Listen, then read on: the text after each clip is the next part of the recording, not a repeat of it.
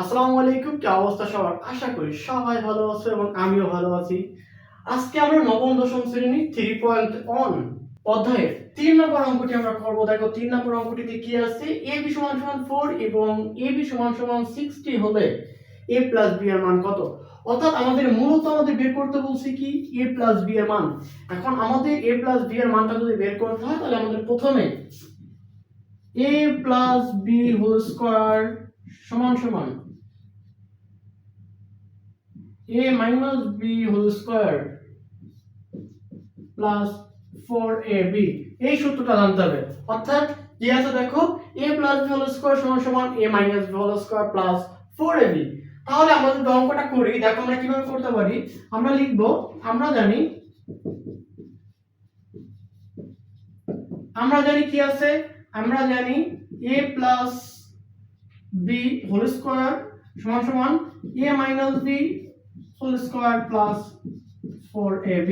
অর্থাৎ আমরা জানি এই সূত্রটাকে জাস্ট আমরা কি করলাম এখানে লিখে দিলাম যে আমরা জানি a + b whole square সমান সমান a minus b whole square plus 4ab।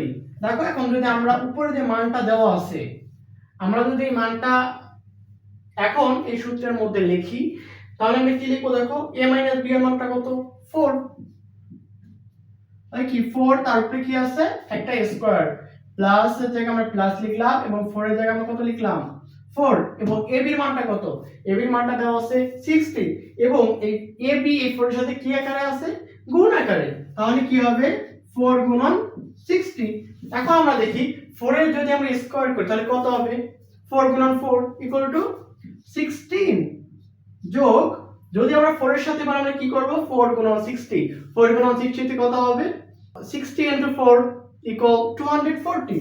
তাহলে কত 240 বা 240। তাহলে দেখো 16 যোগ 240 সমান সমান কত হবে 256। তাহলে এটা আমরা কিসের মান পাইলাম আমরা a + b হোল স্কয়ার সমান সমান পাইছি 256। কিন্তু আমাদের বের করতে বলছে কিসের মান আমাদের বের করতে বলছে a + b এর মান।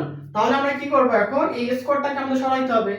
এখন আমরা যদি উভয় পক্ষকে আমরা রুট করি কি করি উভয় পক্ষকে রুট যেমন দেখো এই পক্ষকে যদি আমরা রুট করি তাহলে কি হবে a + b হোল স্কয়ার সমান সমান √256। দেখো এখন যদি আমরা এটাকে রুট করি কি হবে a স্কয়ার রুট কাটাকাটি থাকবে কত a + b সমান সমান 256 কে যদি আমরা রুট করি তাহলে কত হবে 256 কে যদি আমরা রুট করি তাহলে কত হবে 16 বা 16। তোমরা ক্যালকুলেটরে √256 দিলে 16 চলে আসবে। অতএব তাহলে a + b এর মান আমরা কত পেলাম 16।